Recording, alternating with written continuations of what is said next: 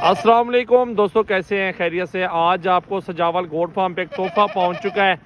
बिल्कुल ये गिफ्ट है माशाल्लाह, खूबसूरत 10 ये 11-12 महीने का ब्रीडर है और ये ओरिजिनल चीज़ मेरा भी सजावल गोट फार्म पे प्रिंट के अंदर बकरे बिकते हैं, वो भी कलर वाले, एक नंबर क्वालिटी के अंदर खूबसूरत टाइगर।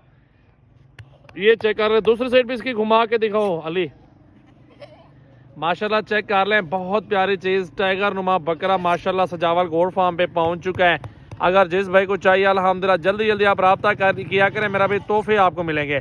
सीना छाती चेक कर लें, ब्रीडर की माशाल्लाह अभी तक खीरा ब्रीडर है माशाल्लाह, फुल साइज़ है और असल नस्ल का है। दूसरी साइड भी आप दिखाओ इधर, माशाल्लाह चेक कर लें, ये होती है क्वालिटी अल्हम्दुलिल्लाह हमारे गोट फार्म पे। फुल हाइट के अंदर बिस्मिल्लाह करें। अगर जिस भाई को चाहिए कार्गो ऑल पाकिस्तान में मौजूद है और ये प्रिंट के अंदर कभी कभार चीज़ें आती हैं, रोज़ाना इस तरह की चीज़ें नहीं मिलती माशाल्लाह। और मेरा नंबर लिख लें आप 033680